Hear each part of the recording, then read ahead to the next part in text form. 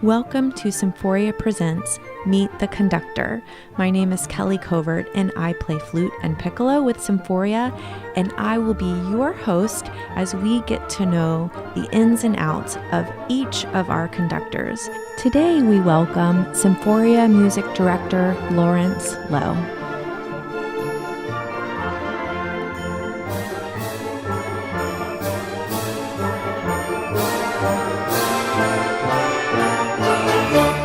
I'm so excited to introduce to you Larry Lowe, our music director of Symphoria. Larry, how are you today? I'm well. How are you? Good. Thank you so much for doing this for all of us, because it's always so fun to know these little things about the person on the podium that we might not know. Yeah. So let's start with what I think is the big question, and that is, what pulled you to conducting? Well, in general, I was studying music first. I play clarinet and piano. I took voice in both undergraduate and graduate school, which, by the way, I feel like is the link for all instruments, is the way that the human voice can express itself. So all of that put together just made me, I think, a well-rounded musician. I've always been the kind of person who liked analyzing music. And so as an undergrad, once I decided not to be a doctor, which was the first plan, once I had deviated from that, I thought, well, I'm good at analyzing music. I'm good at teaching people how to analyze and teaching people how to think about music. I thought maybe I would go into music theory, and I started taking some upper level music theory classes as an undergrad. But then I took my first conducting class my senior year, and it was with Donald Hunsberger, who's the Eastman Wind Ensemble conductor, and he was teaching this giant class of, anyone who was kind of remotely interested in either a fun elective or maybe interested in conducting. So it was a giant class. We would stand around in a big circle conducting. And it was the first time that I thought, maybe this is a possible career direction. And I think the thing that I liked about it was that it incorporated my love of analyzing and my love of performing, and I guess my other love, which is working with other musicians. Because I thought when I got really deep in the music theory, that I felt a little isolated from the other two things. So that's when I first started thinking about conducting. Then I went to IU, Indiana. And then I went to Yale, and I got these 2 conducting degrees. Went to Aspen. I did a whole bunch of other summer things. And it was all kind of exploring just to figure out if it was even a possibility. And even at the end of all that, I thought, there's no way I'll actually do it, though. Even though it's what I've been studying for the last many years. And I got this amazing opportunity to audition for the Colorado Symphony associate conductor position with Maren Alsop, who was the music director there at the time. And she knew I was totally green, but she gave me that first opportunity, and that launched my career. Amazing. Can you still remember your first concert? How did you feel when you walked out on that stage? Yeah, well, let's see. Well, my first concert in Colorado as a professional conductor, which I had actually had a little Parks concert before that. But this is my first big job.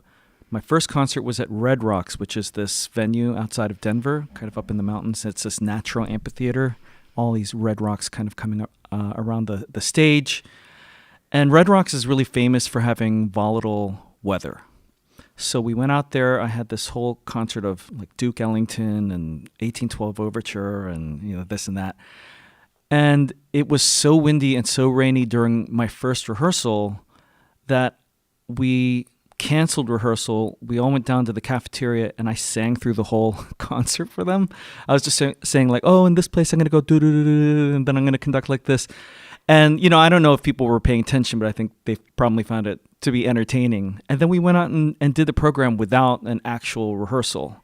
And so it was a little terrifying, but it was also super fun and unusual. And I still have the poster of that concert in my office right now.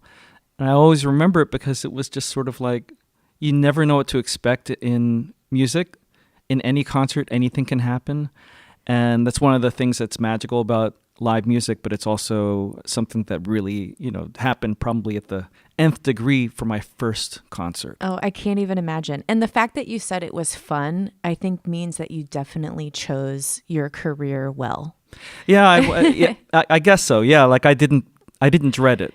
It ended up being really fun, and I just kind of I think that's my general attitude, is that if there's some challenge, that I will generally embrace it instead of fear it. Mm-hmm. So when you are not doing music things, and I know that you have a lot going on in your life, you travel a lot and perform in other venues from Syracuse, what do you like to do? How do you use your downtime? So I have two kids, Charlie and Hillary. Charlie is now 16, and he is learning how to drive. Watch out, world. So watch out. He's doing very well. We've been letting him drive quite a bit because we feel like, you just have to get in there and do it. And no matter how terrifying it is for the rest of the family when he's at the wheel. And I have to say, actually, I've already felt, now that I've gotten to the point where I'm relaxed, and it's only been, maybe 2 weeks.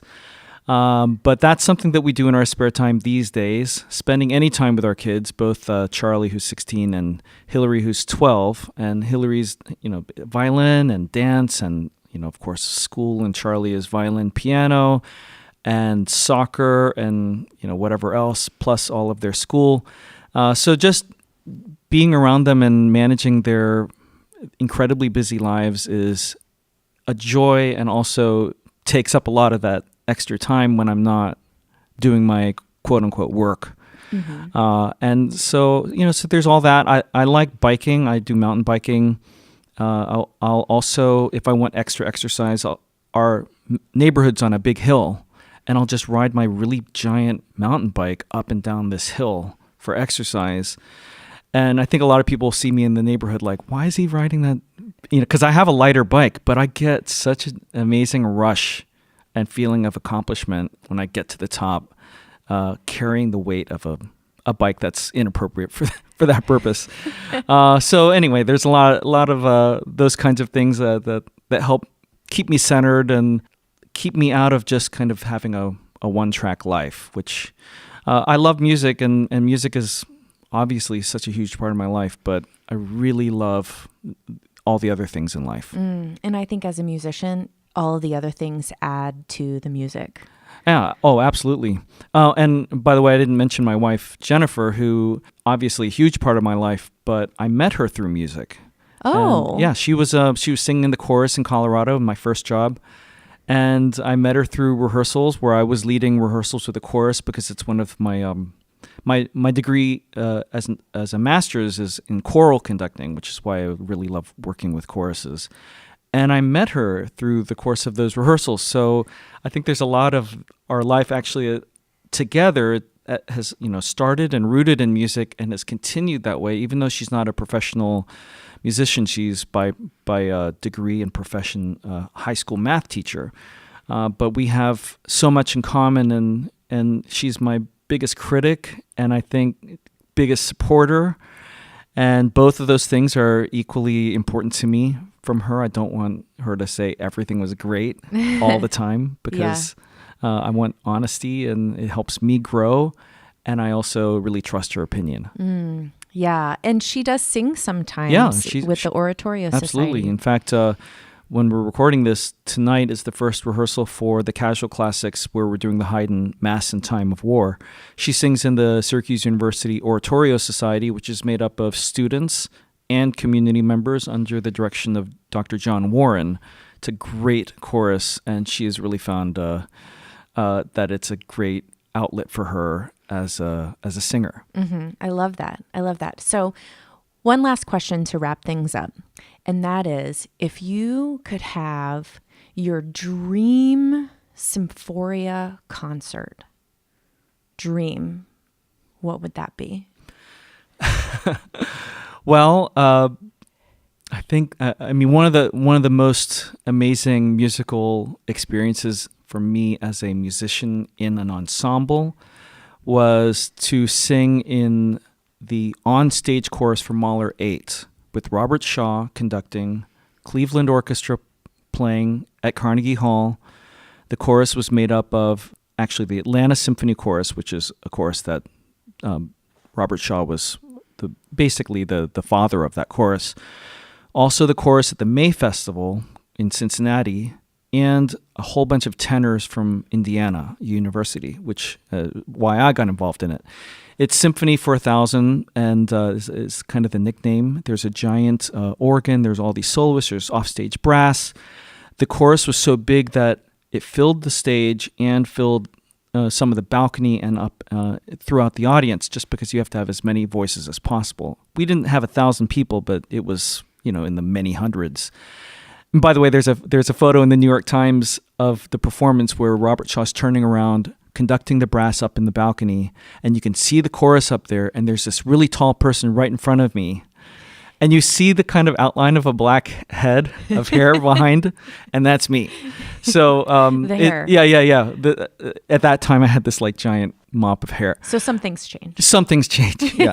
But when we were there, I remember thinking, this piece is so moving. This double chorus, this giant orchestra, and the experience was very moving. And so, I would love to at some point conduct Mahler 8 with Symphoria to get a giant cadre of singers to amplify our already great chorus, and to bring in an organ and bring in all those extra brass and extra soloists and perform this piece that is just so meaningful to me.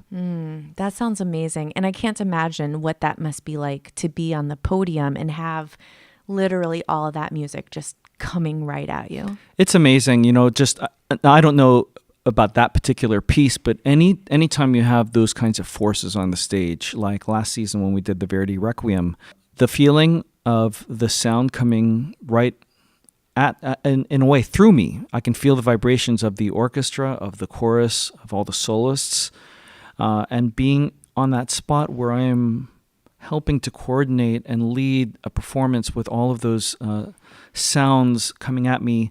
It is an amazing feeling. It's hard to describe it.